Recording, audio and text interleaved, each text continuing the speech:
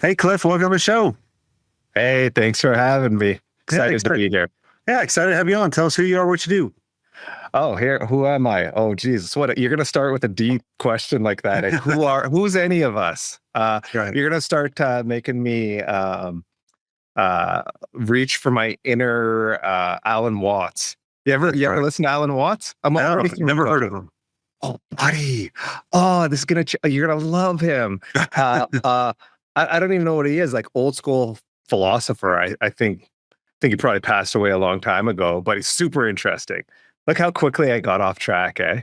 Yeah, exactly. So You just don't want to tell people who you are. that's right. My first tell though was that A that I just threw in there. That's correct. You Yeah, know right away. That's a Canadian boy right here. exactly. So Cliff, uh, who am I? I'm a creative, Canadian, Northern Ontario, few hours north of Toronto, nice and hidden up in the bush up here. There's about 200,000 people around me, but we're in the bush. Agency owner. I like to call it design thinking agency.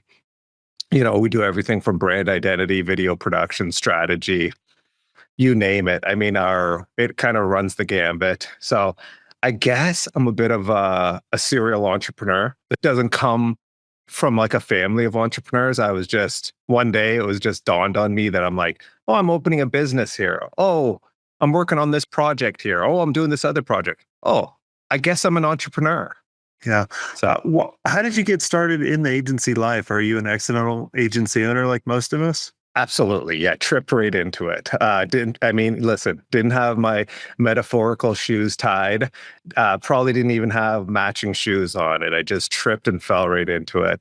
I went to school for communications and a bit of film and came out, ended up getting an internship at a news agency here in Canada called CTV.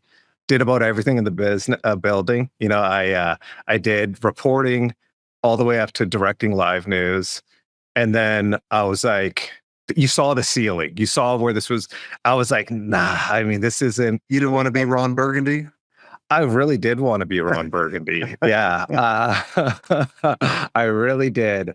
But the opportunity wasn't really there for me.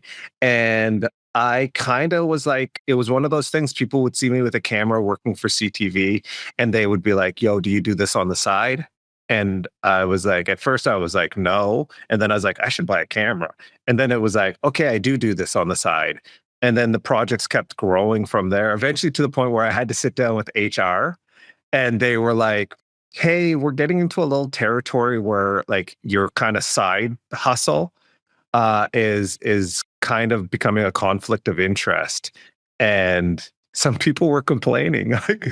They were like, why does Cliff get to do that? And So yeah, were you creating videos for people or I what? was creating like all sorts of stuff, but like TV commercials.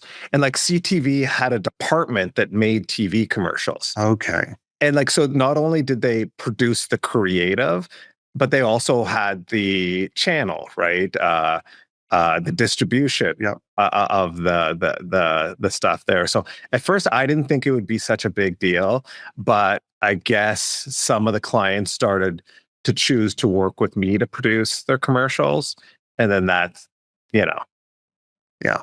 that's just what Did happened. they fire you or did you quit? I quit. They gave me an ultimatum. They basically fired me. They didn't give me much of a choice. It was interesting though, right? Because it was really like I was given the choice. They're like, hey, you could either like, kind of give up your side hustle or you could continue your job here. And Were you making the same amount or more? oh, I think I was at this point making more off of the side hustle. I feel like I was. I can't, I don't even think I brought in the equation of the dollars. I think at that point, it genuinely was this is so much more fun doing this business than working here. Um, and it was just like, I think I looked at the HR manager and I'm like, I think you know what the answer is. Yeah. That's hilarious. And you know what's funny? Because every once in a while, I don't know if this is funny, maybe it's interesting, but like I still bump into people from there, right? Like that still work there. That still work there. probably people that complained about me. We're like, why does he get to do that? Um, but I'm telling you, it's almost like an alma mater. I think I'm using the right term there. Like we're from the same school and they saw me go off and do stuff. And at least what they say to my face is like, we're so proud of you. Like, it's so cool to see one of our own. And I kind of like, there's almost like a division in like broadcast, like media between like kind of like the behind the camera people and the on camera people. And even though I did some on camera stuff, I was more like part of the like the crew of like behind the camera people. And so those people have seen me kind of go off, and at least what they tell me is like they're like pumped for what I've been able to do. So Cool. that's always cool to hear. Yeah, my first job was with Arthur Anderson out of school. And I remember maybe 4 years, yeah, probably 4 years after I left, I remember my boss at the time applying to work for us, but she didn't know that I owned it. Oh, wow. That's wild, dude. That's wild. Yeah. And I was like, wow, this is kind of full circle. That is, and what was the relationship like when you I worked? don't know. I mean, we didn't stay in contact, obviously, because she didn't know what I was doing. But Yeah. it was. I mean, she was a nice boss. But the thing was that I found, and I still think this is true. When you work for a big company, I used to think when I would hire people, I want to hire the best, and the best come from the biggest companies, right? Because they got big somehow. But what I've realized many years ago is they're just not as resourceful. It's kind of like the movie Office Space, right? You have that person like TPS report. There's 1,000 people that take that one paper down the whole hall. And I'm like, this is the dumbest thing. You're so correct. I mean, number one, it's so funny because I was telling you that I have two older sisters prior to the podcast. And so now I'm bringing it up, and the audience is like, why is he bringing up his sisters? But one of my sisters is an entrepreneur. And so we always talking about entrepreneurship and working together. It's so, I mean, it's funny you mentioned Office Space. 2 days ago, we're in our 40s. I mentioned Office Space to her. She didn't know what it was, Jason. What? By exact reaction, she's never watched that. How has she not? This has been bugging me for 2 days now.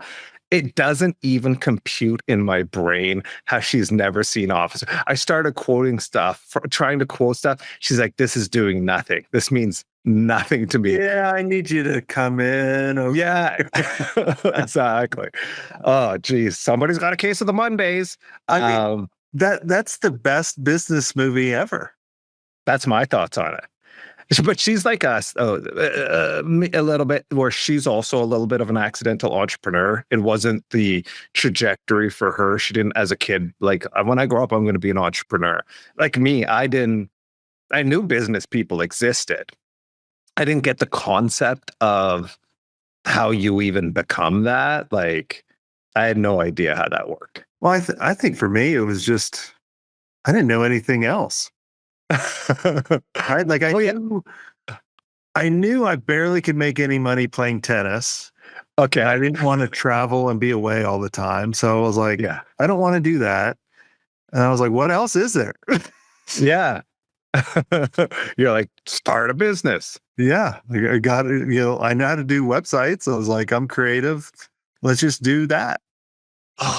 Okay. So were you good at tennis? Yeah, I played in college. Yeah. Oh, wow. I love tennis. I'm not good at it, but I love it. I play a lot of tennis. Well, I'm into pickleball now. Oh, you did. You went to the dark side. I did. Man. Well, the first time I went out, I played with my old buddy that I grew up playing tennis with. And I was like, this is the dumbest thing ever. Like, I hate this. This is not a sport. This is not like, I'm going to call it an activity. Yeah, at best. Right. Yeah. And then another friend, maybe a couple years ago or last year was like, let's just go out. And I fell in love with it. Like, I'm jumping all around, destroying people. So, Jason, that's so funny. I'm so notorious for dislike. I don't know what this is in me, but I just dislike things at first. And the more I dislike it, the more I end up loving the thing. Yeah. And so I'll hold out for as long as I could hold out. And then somehow I get wiggled into this thing. And I know this about myself half the time, like me saying I hate pickleball and just being like, oh, dark side or whatever. This is me fully, like, full well knowing that once somebody sneaks me into playing it, I'm going to become addicted to it. You will. I mean, and honestly, it's way easier than tennis. Yeah.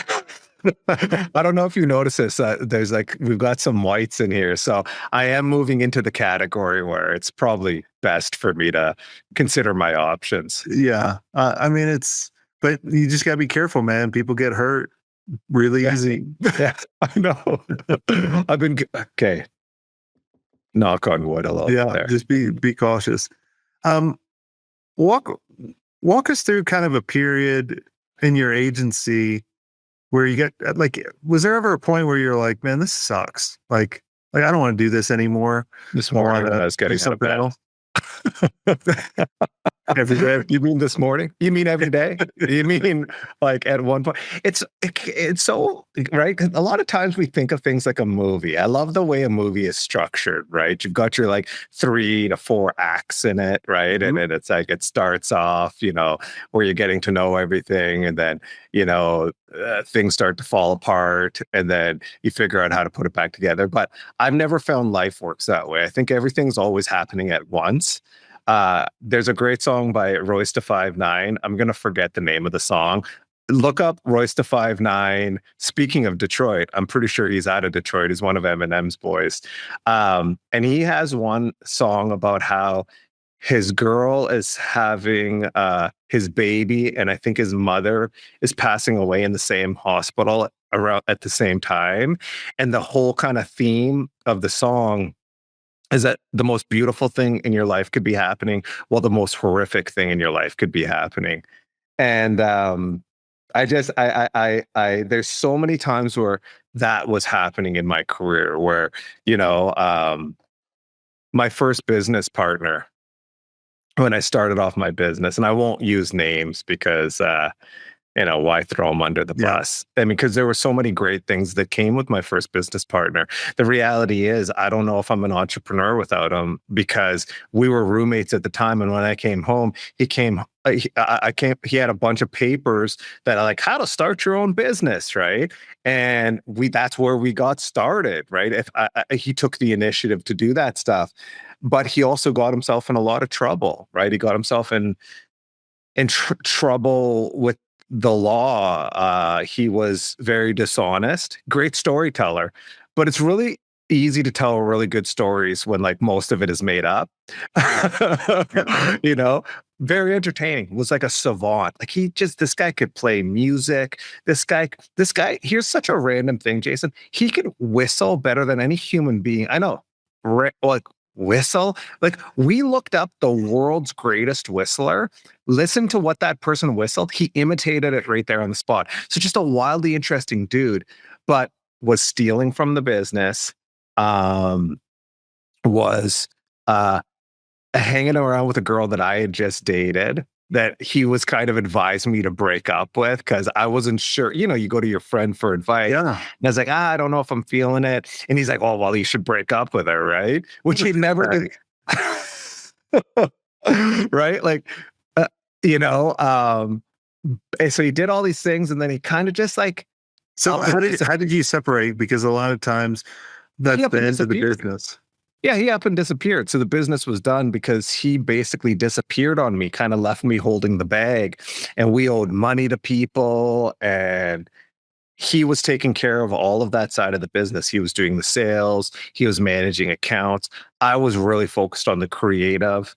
I had forgotten in myself personally, like my ability like to do sales and business development and connect. I really just kind of had my nose in the just purely creative aspect of things. So we went our separate ways, shockingly, somewhat amicably. Like, we cooperated with each other, basically. The money that we owed to people, we worked together to make sure we paid that off. And so he didn't disappear on those responsibilities. How'd you rebuild that reputation? Because Yeah. once that gets out, it's pretty tough. It's really tough. Now, I think that I managed to be the recipient of a lot of sympathy because a lot of people knew who he was and they knew who I was. But there was always this once I went my separate ways, it was shocking the amount of people that kind of came back around and called me up and said, dude, we always wanted to just work with you. Oh man, that must have been rough. Oh, tell me some story. Because he was he was a fascinating and compelling person. And so people were really even compelled that ask me questions about him. Like, Where's this dude now? Is he in jail? and no, I got to be real cautious here. I don't want to say any names. I haven't spoken to him in years, but something did pop up recently about some sort of scandal and involving this guy. Yeah. I think he lives more in the Toronto area now. And there was some sort of like scandal and his name was attached to it. And one of our friends in common was, did you hear about this? And we looked it up. I feel so bad for your audience right now because I'm doing all of these things that they're like, oh my God, I want to know more about this. And they're trying to figure out how they could look it up. There's no way. Like it would be so hard to put it together. And it's again, it's money related scandal. It's well, once you probably do it once, you're going to keep doing it again. So I think it's too tempting. I think that when you have an appetite or a capacity to do some stuff that's slippery, I think, again, I don't love when people say slippery slope because I think they use that argument falsely with a lot of things. But I think there are a few things where if you allow yourself to have the capacity to do something, you could inch your way towards being the frog boiling in water. Next thing you know, the degree of things you're doing is so preposterous to what you ever believed was possible. So you just don't even go there. Don't even do any of it. yeah. Well, kudos to you to kind of getting out ahead of that. There wasn't much choice, bud. Right. There wasn't much choice. I ended up on my own for a while, and then I got a business partner about a year later, another business partner, one of the worst names though. Like this guy had the worst name. I'll tell you what his name was. Jason. Oh God, these Jasons. I mean, you can't trust this Jason. You can't trust these guys. I mean, they're shady characters. Shady characters. So business partner number 2. It's funny. I'm surprised you brought in another business partner. I'm surprised I did too. It was about a year later.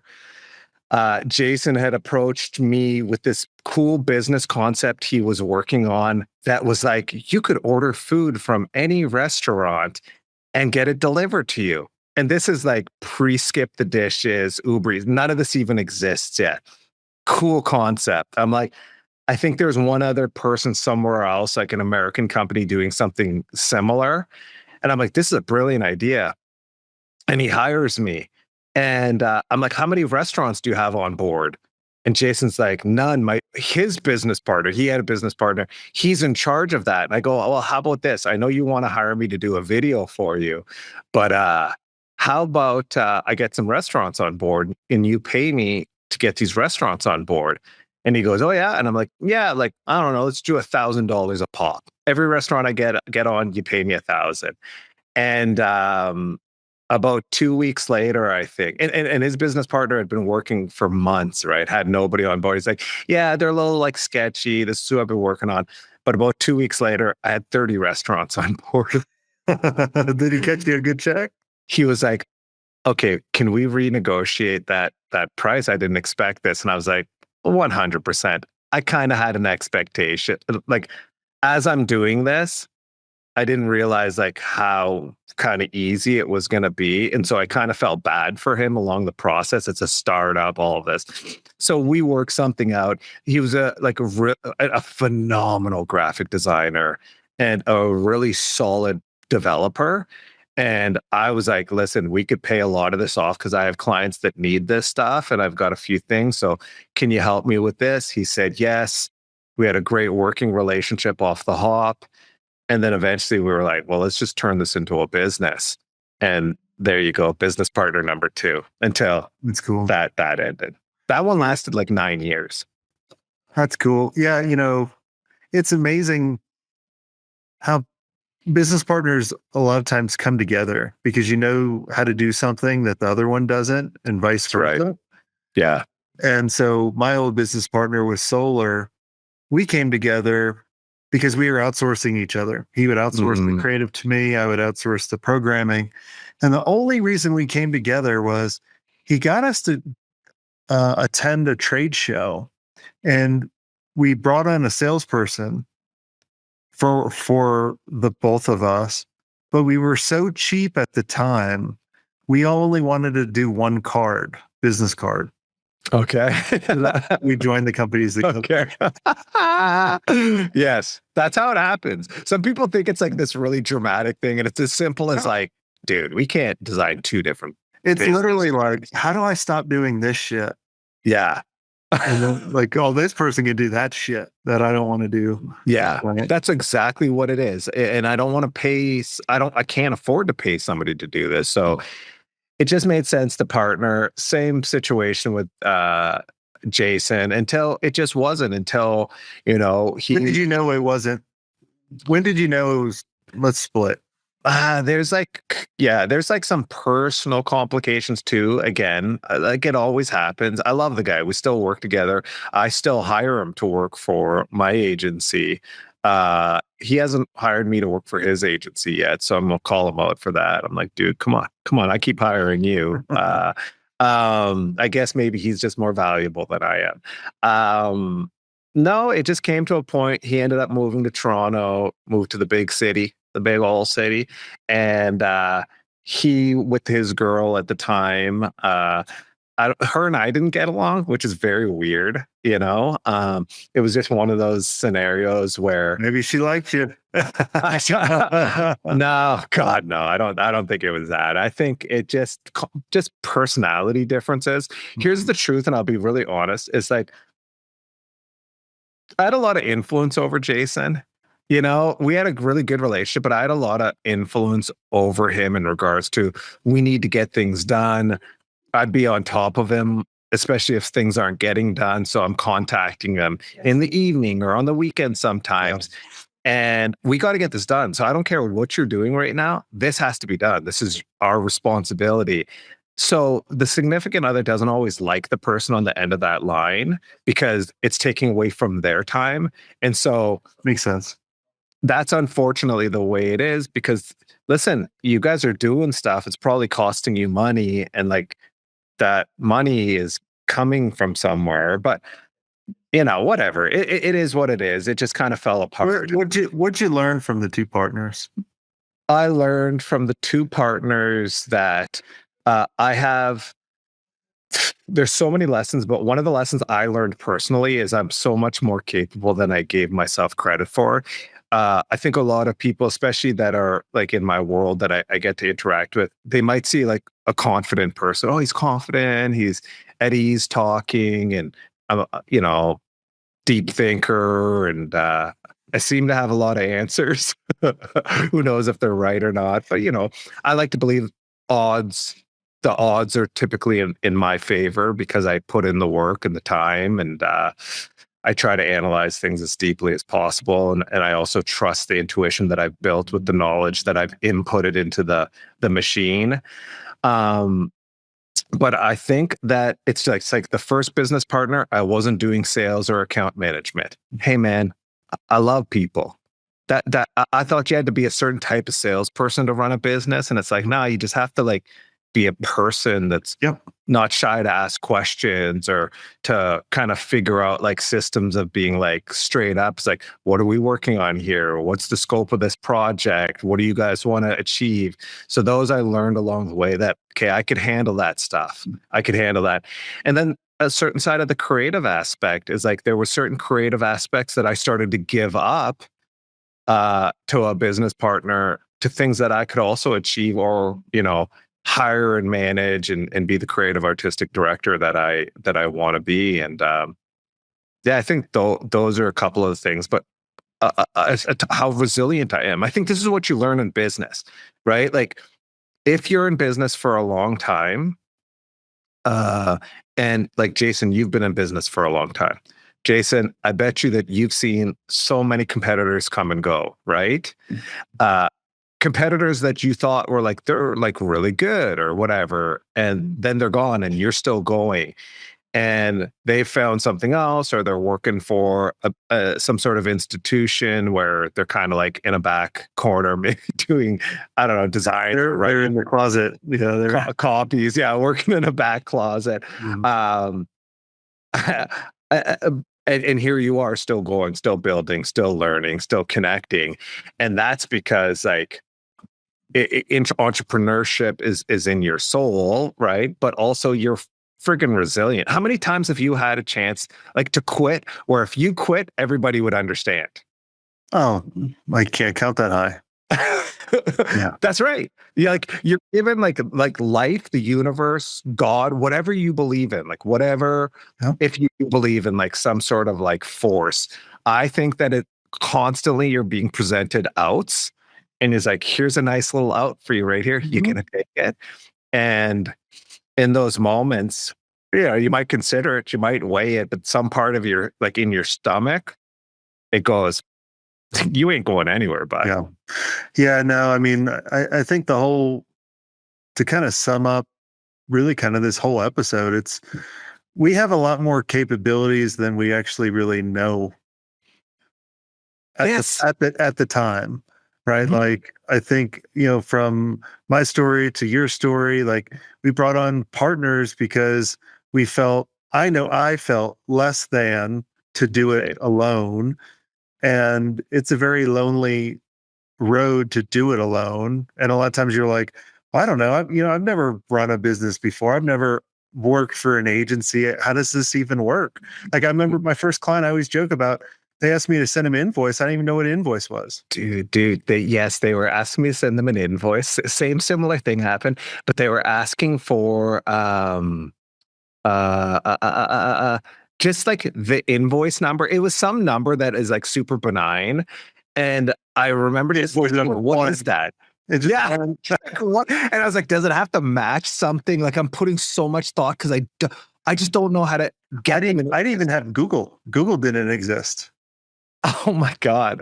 Yeah. Okay. I'm just trying to think. I'm like, Google, like, I think Google at least existed when I started. Yeah. Yeah. Yeah. Yeah. No. They didn't even Yeah. have that as an option. Yeah. So I don't feel like Google was good when I started. I think Google was just making up answers for me.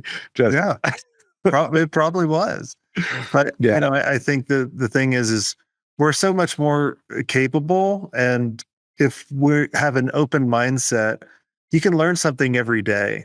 Because when I sold the first agency, I thought I was at my max. At, hey, I can never go higher than what we were. Mm. But then looking back now, I'm like, man, I could have grew it 10 times bigger.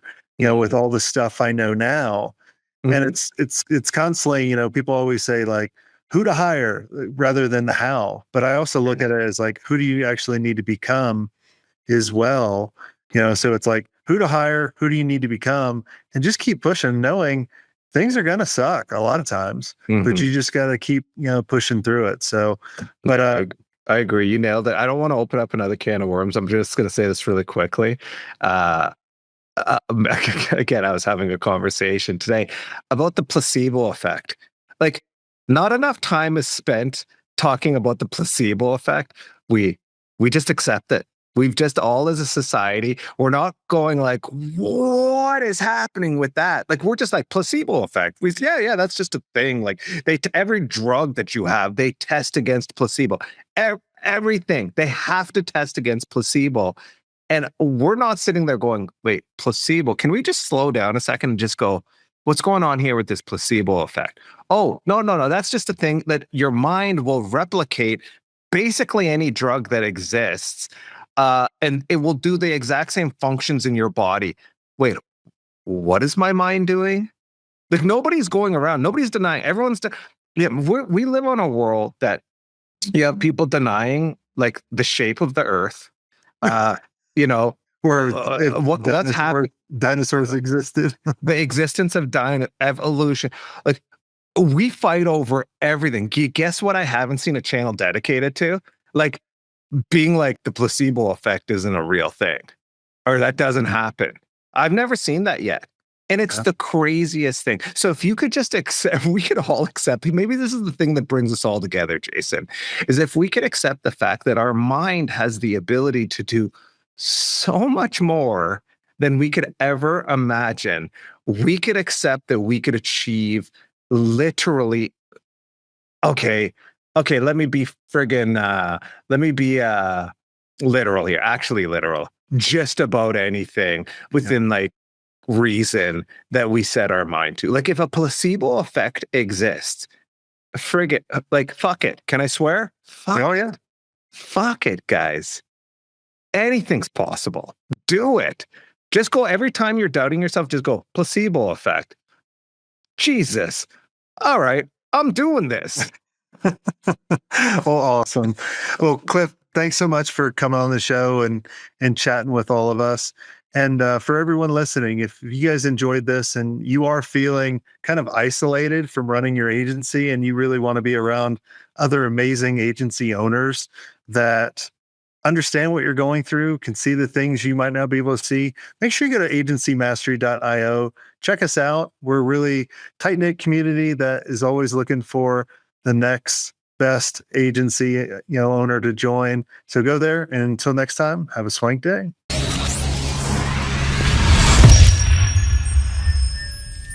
I hope you enjoyed this content. If you want more content like this, make sure you click on the link on the screen or check out your most popular podcast platform where the full episode is there. And until next time, have a swank day. What are you doing? Go check it out. Click on the link. I'll see you soon.